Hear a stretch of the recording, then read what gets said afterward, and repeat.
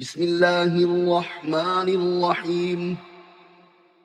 براءة من الله ورسوله إلى الذين عاهدتم من المشركين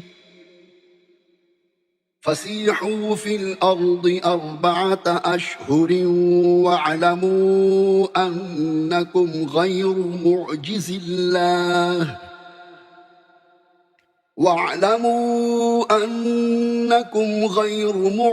الله وأن الله مخزي الكافرين. وأذان من الله ورسوله إلى الناس يوم الحج الأكبر أن الله بريء من المشركين ورسوله فإن تبتم فهو خير لكم وإن توليتم فاعلموا أنكم غير معجز الله وبشر الذين كفروا بعذاب أليم. إلا الذين عاهدتم من المشركين ثم لم ينقصوكم شيئا ولم يظاهروا عليكم أحدا فأتموا إليهم عهدهم إلى مدتهم إن الله يحب المتقين. فإذا انسلخ الأشهر الحرم فاقتلوا المشركين حيث وجدتموهم وخذوهم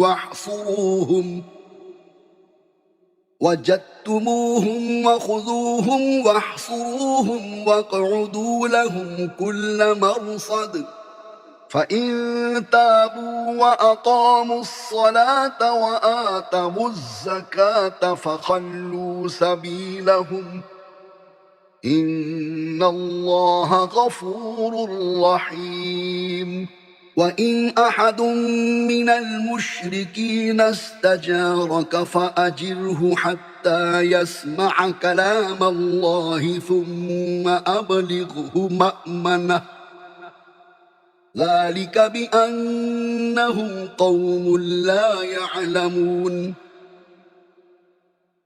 كيف يكون للمشركين عهد عند الله وعند رسوله إلا الذين عاهدتم عند المسجد الحرام فما استقاموا لكم فاستقيموا لهم إن الله يحب المتقين. كيف وإن يظهروا عليكم لا يرقبوا فيكم إلا ولا ذمة يرضونكم بأفواههم وتأبى قلوبهم وأكثرهم فاسقون. اشتروا بآيات الله ثمنا قليلا فصدوا عن سبيله إنهم ساء ما كانوا يعملون. لا يرقبون في مؤمن إلا ولا ذمة وأولئك هم المعتدون. فإن تابوا وأقاموا الصلاة وآتوا الزكاة فإخوانكم في الدين ونفصل الآيات لقوم يعلمون. وإن نكثوا أيمانهم من بعد عهدهم وطعنوا في دينكم فقاتلوا أئمة الكفر إنهم لا أيمان لهم لعلهم ينتهون. ألا تقاتلون قوما نكثوا أيمانهم وهموا بإخراج الرسول وهم بدؤوكم أول مرة أتخشونهم فالله أحق أن تخشوه إن كنتم مؤمنين قاتلوهم يعذبهم الله بأيديكم ويخزهم وينصركم عليهم ويشف صدور قوم مؤمنين ويذهب غيظ قلوبهم ويتوب الله على من يشاء والله عليم حكيم أم حسبتم أن تتركوا ولما يعلم الله الذين جاهدوا منكم ولم يتخذوا من دون الله ولا رسوله ولا المؤمنين وليجة والله خبير بما تعملون ما كان للمشركين أن يعمروا مساجد الله شاهدين على أنفسهم بالكفر أولئك حبطت أعمالهم وفي النار هم خالدون إنما يعمر مساجد الله من آمن بالله واليوم الآخر وأقام الصلاة وآتى الزكاة ولم يخش إلا الله فعسى أولئك أن يكونوا من المهتدين أجعلتم سقاية الحاج وعمارة المسجد الحرام كمن آمن بالله واليوم الآخر وجاهد في سبيل الله لا يستوون عند الله والله لا يهدي القوم الظالمين الذين آمنوا وهاجروا وجاهدوا في سبيل الله بأموالهم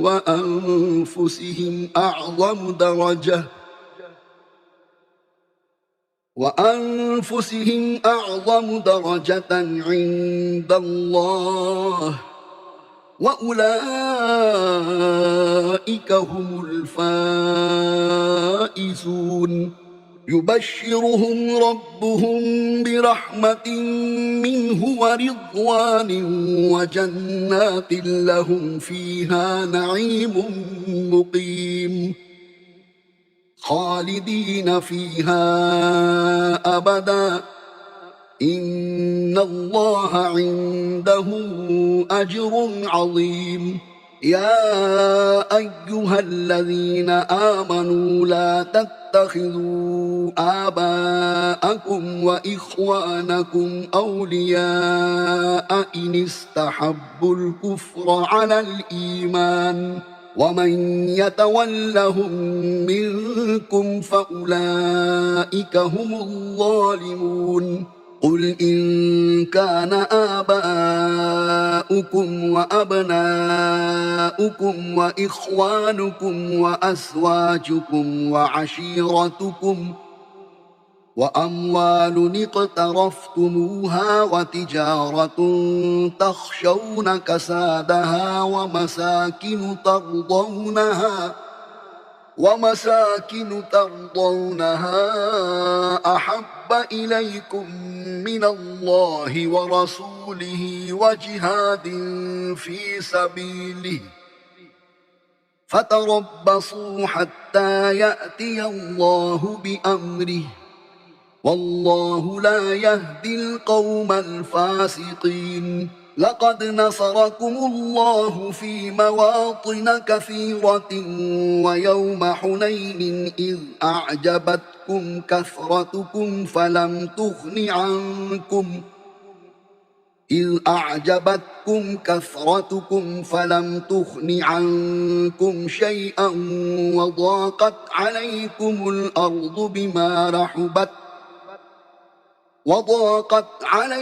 الأرض بما رحبت ثم وليتم مدبرين ثم أنزل الله سكينته على رسوله وعلى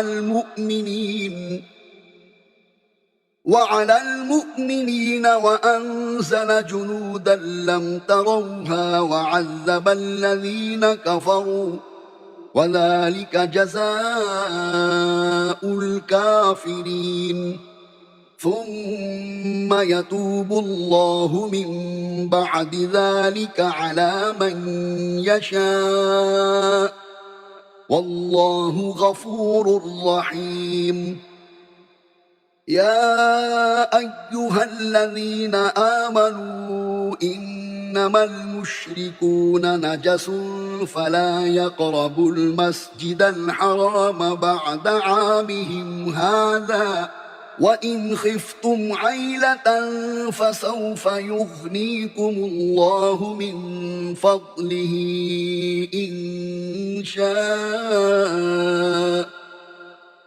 إن الله عليم حكيم قاتلوا الذين لا يؤمنون بالله ولا باليوم الآخر ولا يحرمون ما حرم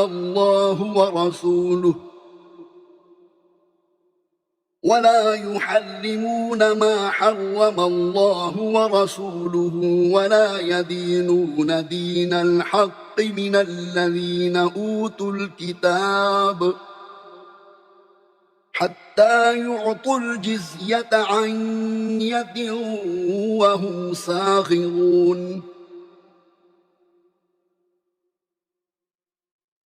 وقالت اليهود عزير ابن الله وقالت النصارى المسيح ابن الله ذلك قولهم بأفواههم يضاهئون قول الذين كفروا من قبل قاتلهم الله أنى يؤفكون اتخذوا أحبارهم ورهبانهم أربابا من دون الله والمسيح ابن مريم وما أمروا إلا ليعبدوا إلها واحدا لا إله إلا هو سبحانه عما يشركون يريدون أن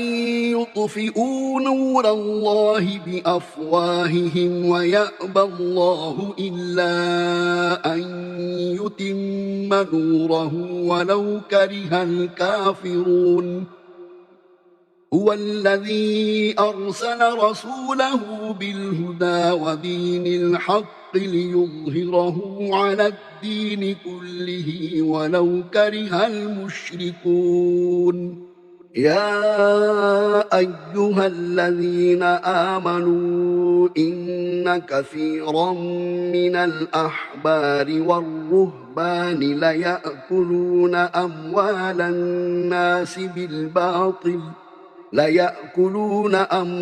الناس بالباطل ويصدون عن سبيل الله والذين يكنزون الذهب والفضة ولا ينفقونها في سبيل الله فبشرهم بعذاب أليم يوم يحمى عليها في نار جهنم فتكوى بها جباههم وجنوبهم وظهورهم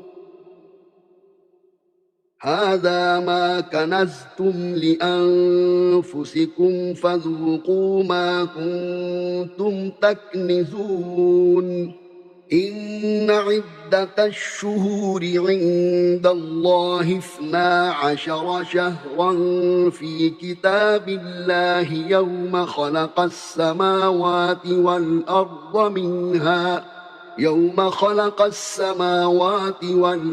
منها 4 حرم، ذلك الدين القيم، فلا تظلموا فيهن أنفسكم، وقاتلوا المشركين كافة كما يقاتلونكم كافة، واعلموا أن الله مع المتقين. إنما النسيء زيادة في الكفر يضل به الذين كفروا يحلونه عاما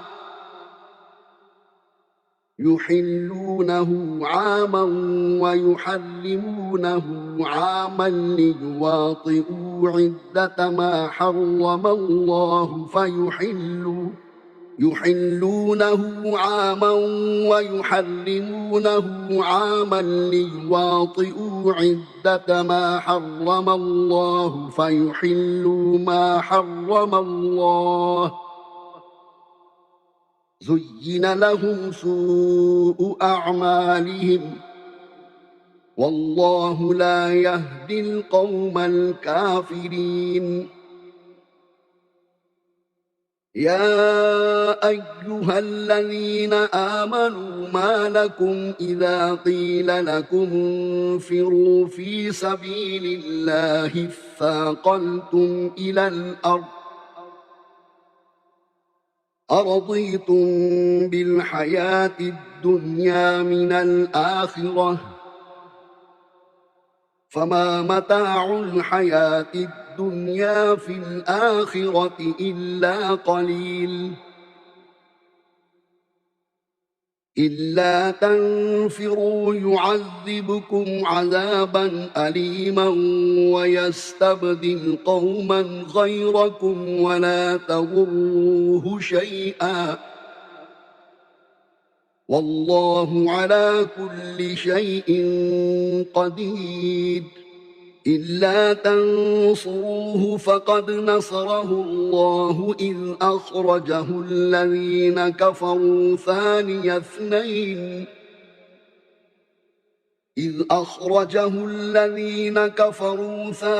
اثنين إذ هما في الغار إذ يقول لصاحبه لا تحزن إن الله معنا فأنزل الله سكينته عليه وأيده بجنود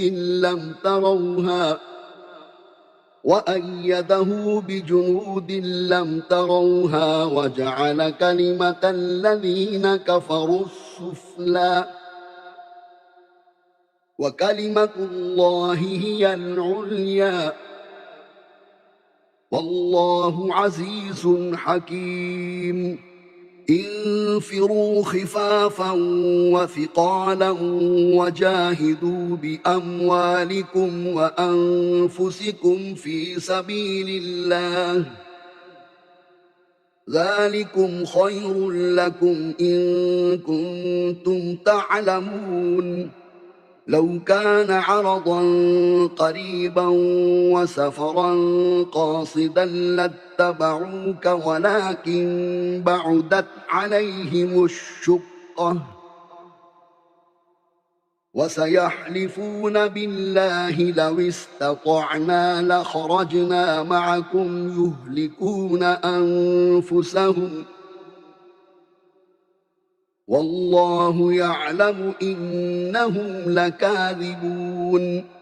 عفى الله عنك لم أذنت لهم حتى يتبين لك الذين صدقوا وتعلم الكاذبين.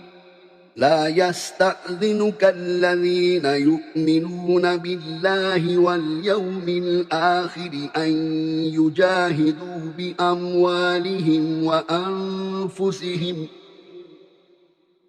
والله عليم بالمتقين. إنما يستأذنك الذين لا يؤمنون بالله واليوم الآخر وارتابت قلوبهم فهم في ريبهم يترددون. ولو أرادوا الخروج لأعدوا له عدة ولكن كره الله بعاثهم فثبطهم وقيل اقعدوا مع القاعدين. لو خرجوا فيكم ما زادوكم إلا خبالا ولأوضعوا خلالكم يبغونكم الفتنة وفيكم سماعون لهم والله عليم بالظالمين. لقد ابتغوا الفتنة من قبل وقلبوا لك الأمور حتى جاء الحق وظهر أمر الله وهم كارهون. ومنهم من يقول ائذن لي ولا تفتني ألا في الفتنة سقطوا وإن جهنم لمحيطة بالكافرين. إن تصبك حسنة تسؤهم وإن تصبك مصيبة يقولوا قد أخذنا أمرنا من قبل ويتولوا وهم فرحون. قل لن يصيبنا إلا ما كتب الله لنا هو مولانا وعلى الله فليتوكل المؤمنون. قل هل تربصون بنا إلا إحدى الحسنيين ونحن نتربص بكم أن يصيبكم الله بعذاب من عنده أو بأيدينا فتربصوا إنا معكم متربصون. قل أنفقوا طوعا أو كرها لن يتقبل منكم إنكم كنتم قوما فاسقين.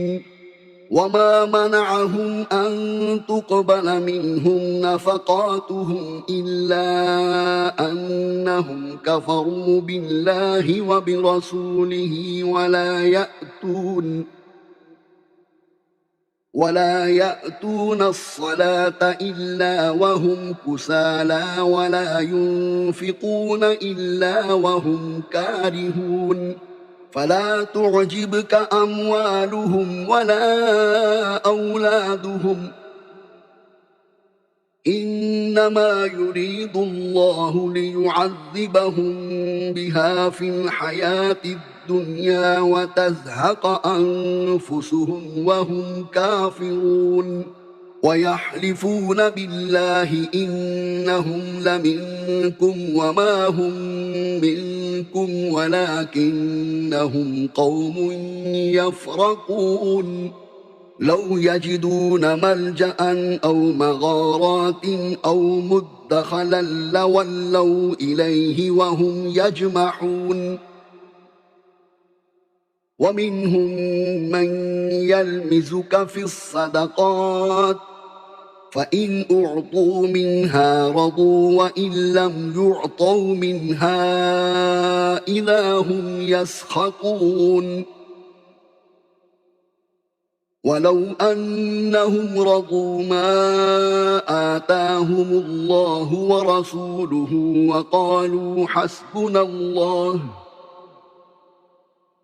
وقالوا حسبنا الله سيؤتينا الله من فضله ورسوله إنا إلى الله راغبون. إن إنما الصدقات للفقراء والمساكين والعاملين عليها والمؤلفة قلوبهم وفي الرقاب والغارمين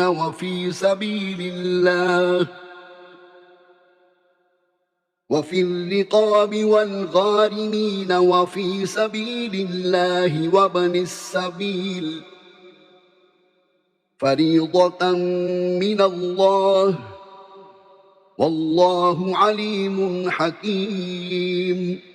ومنهم الذين يؤذون النبي ويقولون هو أذن قل أذن خير لكم يؤمن بالله ويؤمن للمؤمنين ورحمة للذين آمنوا منكم والذين يؤذون رسول الله لهم عذاب أليم. يحلفون بالله لكم ليرضوكم والله ورسوله أحق أن يرضوه إن كانوا مؤمنين. ألم يعلموا أنه من يحادد الله ورسوله فأن له نار جهنم خالدا فيها ذلك الخزي العظيم. يحذر المنافقون أن تنزل عليهم سورة تنبئهم بما في قلوبهم قل استهزئوا إن الله مخرج ما تحذرون. ولئن سألتهم ليقولن إنما كنا نخوض ونلعب قل أبالله وآياته ورسوله كنتم تستهزئون. لا تعتذروا قد كفرتم بعد إيمانكم إن نعف عن طائفة منكم نعذب طائفة بأنهم كانوا مجرمين. المنافقون والمنافقات بعضهم من بعض يأمرون بالمنكر وينهون عن المعروف ويقبضون أيديهم نسوا الله فنسيهم إن المنافقين هم الفاسقون. وعد الله المنافقين والمنافقات والكفار نار جهنم خالدين فيها هي حسبهم ولعنهم الله ولهم عذاب مقيم. كالذين من قبلكم كانوا أشد منكم قوة وأكثر أموالا وأولادا فاستمتعوا بخلاقهم فاستمتعتم بخلاقكم كما استمتع الذين من قبلكم بخلاقهم وخضتم كالذي خاضوا أولئك حبطت أعمالهم في الدنيا والآخرة وأولئك هم الخاسرون. ألم يأتهم نبأ الذين من قبلهم قوم نوح وعاد وثمود وقوم إبراهيم وأصحاب مدين والمؤتفكات أتتهم رسلهم بالبينات فما كان الله ليظلمهم ولكن كانوا أنفسهم يظلمون. والمؤمنون والمؤمنات بعضهم أولياء بعض يأمرون بالمعروف وينهون عن المنكر ويقيمون الصلاة ويؤتون الزكاة ويطيعون الله ورسوله أولئك سيرحمهم الله إن الله عزيز حكيم. وعد الله المؤمنين والمؤمنات جنات تجري من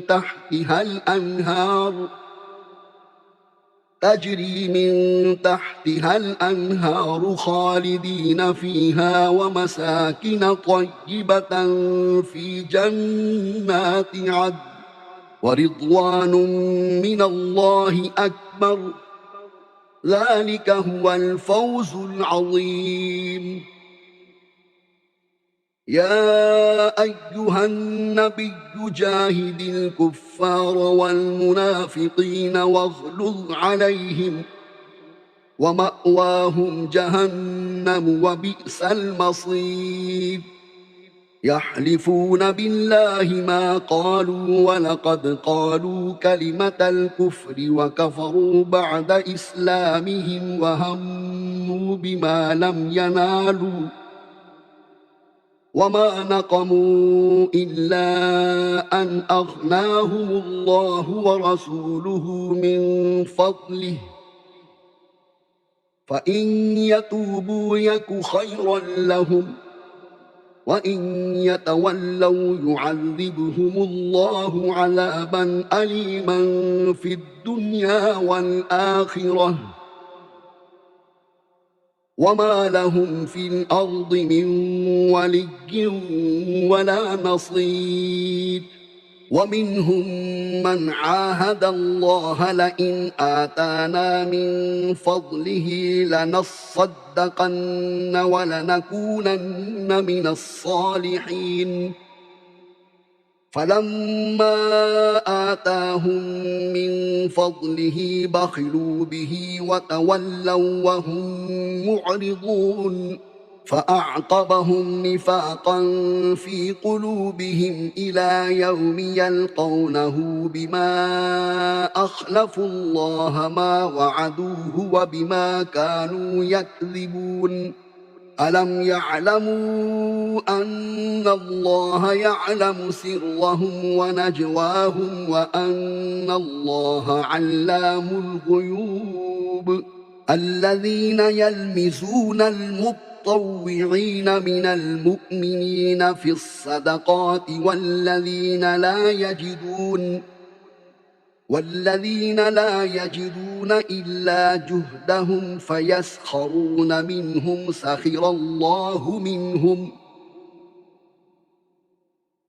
الله منهم ولهم عذاب أليم.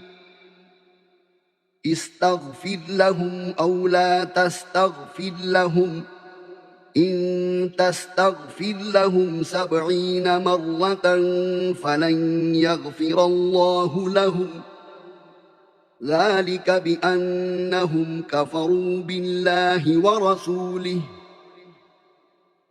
والله لا يهدي القوم الفاسقين.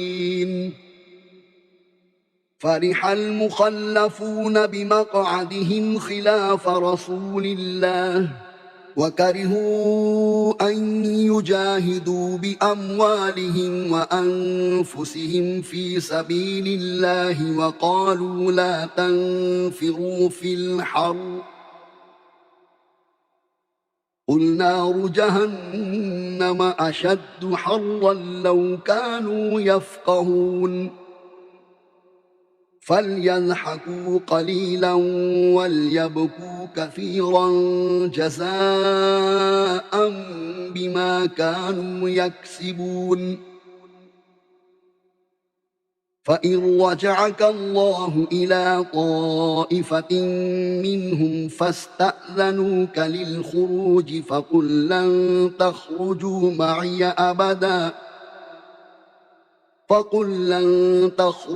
معي أبدا ولن تقاتلوا معي عدوا إنكم رضيتم بالقعود أول مرة فاقعدوا مع الخالفين.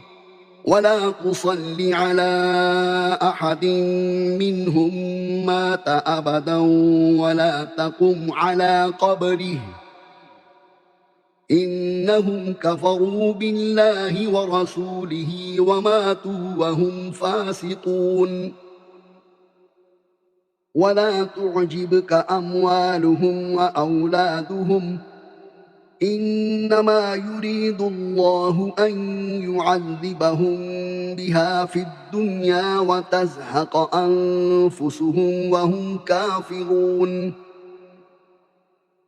وإذا أنزلت سورة أن آمنوا بالله وجاهدوا مع رسوله استأذنك أولو الطول منهم وقالوا ذرنا نكن مع القاعدين رضوا بأن يكونوا مع الخوالف وطبع على قلوبهم فهم لا يفقهون لكن الرسول والذين آمنوا معه جاهدوا بأموالهم وأنفسهم وأولئك لهم الخيرات وأولئك هم المفلحون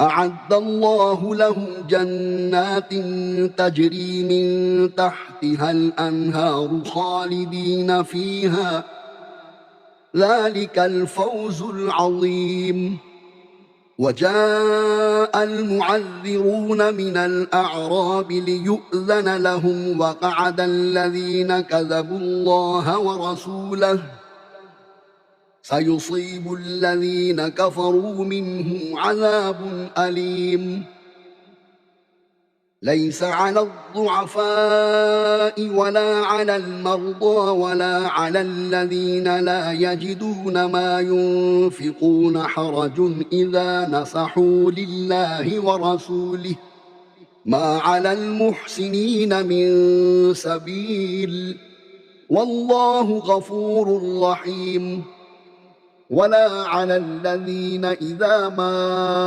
أتوك لتحملهم قلت لا أجد ما أحملكم عليه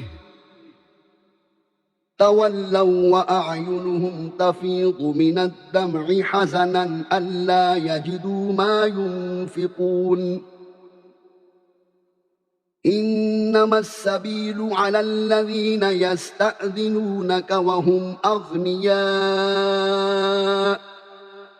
رضوا بأن يكونوا مع الخوالف وطبع الله على قلوبهم فهم لا يعلمون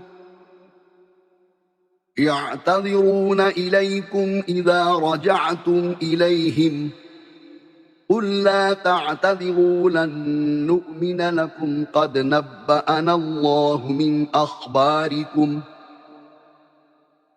وسيرى الله عملكم ورسوله ثم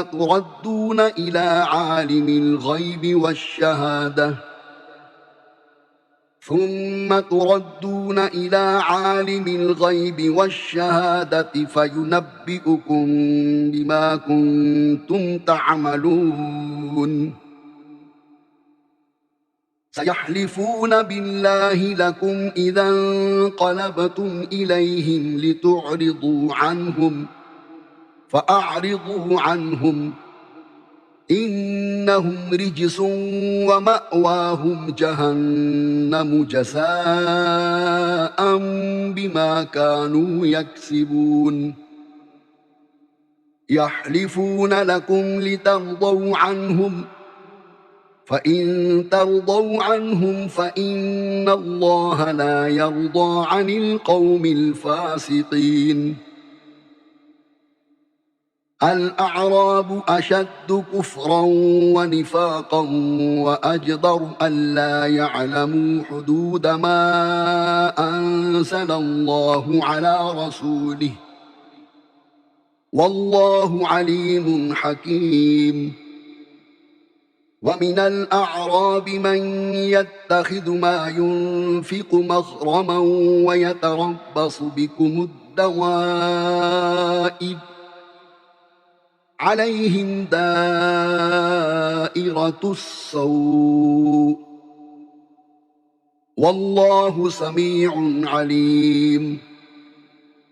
ومن الأعراب من يؤمن بالله واليوم الآخر ويتخذ ما ينفق قربات عند الله وصلوات الرسول ألا إنها قربة لهم سيدخلهم الله في رحمته إن الله غفور رحيم. والسابقون الأولون من المهاجرين والأنصار والذين اتبعوهم بإحسان رضي الله عنهم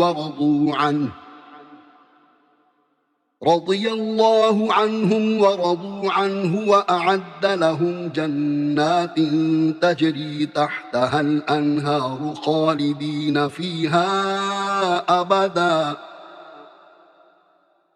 ذلك الفوز العظيم. وممن حولكم من الأعراب منافقون ومن أهل المدينة مردوا على النفاق لا تعلمهم نحن نعلمهم سنعذبهم مرتين ثم يردون إلى عذاب عظيم. وآخرون اعترفوا بذنوبهم خلقوا عملا صالحا وآخر سيئا عسى الله أن يتوب عليهم إن الله غفور رحيم. خذ من أموالهم صدقة تطهرهم وتزكيهم بها وصل عليهم إن صلاتك سكن لهم والله سميع عليم.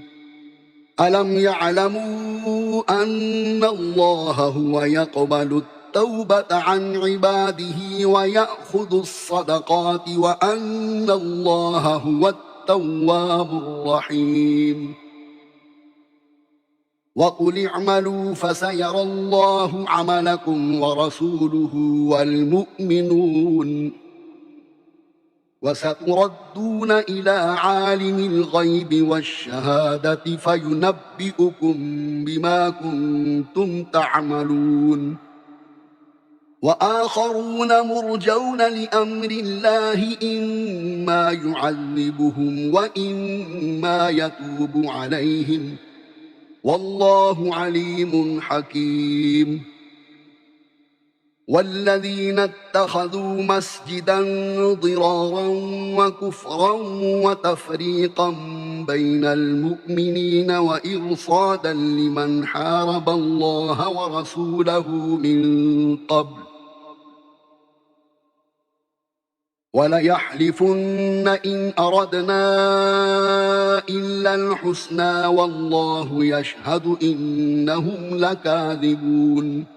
لا تقم فيه أبدا لمسجد أسس على التقوى من أول يوم أحق أن تقوم فيه رجال يحبون أن يتطهروا والله يحب المطهرين.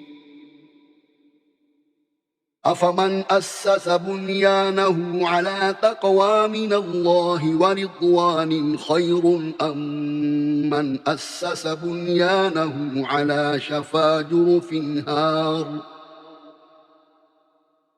ورضوان خير أم من أسس بنيانه على شفا جرف هار فانهار به في نار جهنم والله لا يهدي القوم الظالمين. لا يزال بنيانهم الذي بنوا ريبة في قلوبهم إلا أن تقطع قلوبهم والله عليم حكيم.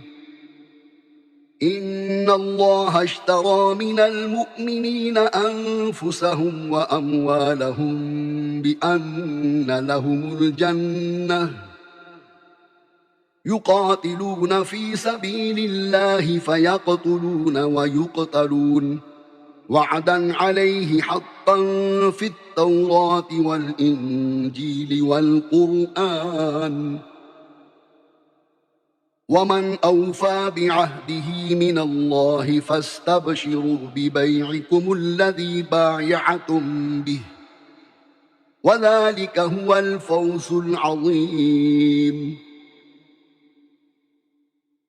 التائبون العابدون الحامدون السائحون الراكعون الساجدون الآمرون بالمعروف والناهون عن المنكر والحافظون لحدود الله وبشر المؤمنين. ما كان للنبي والذين آمنوا أن يستغفروا للمشركين ولو كانوا أولي قربى من بعد ما تبين لهم أنهم أصحاب الجحيم. وما كان استغفار إبراهيم لأبيه إلا عن موعدة وعدها إياه فلما تبين له أنه عدو لله تبرأ منه إن إبراهيم لأواه حليم. وما كان الله ليضل قوما بعد إذ هداهم حتى يبين لهم ما يتقون إن الله بكل شيء عليم.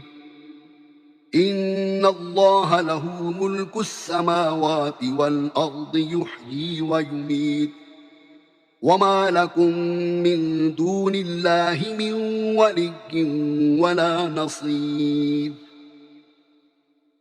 لقد تاب الله على النبي والمهاجرين والأنصار الذين اتبعوه في ساعة العسرة من بعد ما كاد يزيغ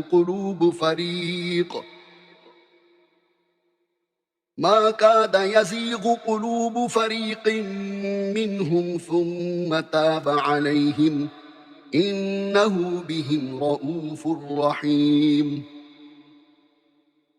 وعلى الثلاثة الذين خلفوا حتى إذا ضاقت عليهم الأرض بما رحبت وضاقت عليهم أنفسهم وظنوا أن لا ملجأ من الله إلا إليه ثم تاب عليهم ليتوبوا إن الله هو التواب الرحيم. يا أيها الذين آمنوا اتقوا الله وكونوا مع الصادقين. ما كان لأهل المدينة ومن حولهم من الأعراب أن يتخلفوا عن رسول الله ولا يرغبوا بأنفسهم عن نفسه ذلك بأنهم لا يصيبهم ظمأ ولا نصب ولا مخمصة في سبيل الله ولا يطؤون موطئا يغيظ الكفار ولا ينالون من عدو نيلا إلا كتب لهم به عمل صالح إن الله لا يضيع أجر المحسنين. ولا ينفقون نفقة صغيرة ولا كبيرة ولا يقطعون واديا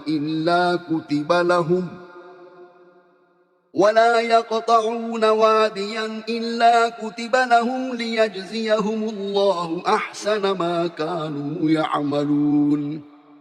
وما كان المؤمنون لينفروا كافة فلولا نفر من كل فرقة منهم طائفة ليتفقهوا في الدين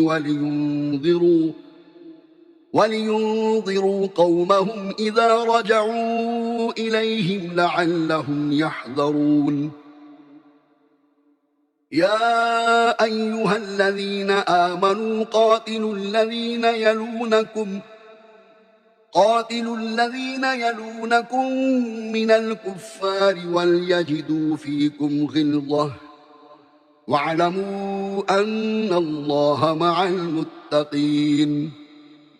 وإذا ما أنزلت سورة فمنهم من يقول أيكم زادته هذه إيمانا فأما الذين آمنوا فزادتهم إيمانا وهم يستبشرون.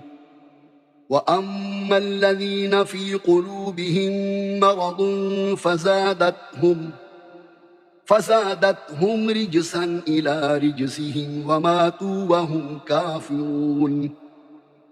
أولا يرون أنهم يفتنون في كل عام مرة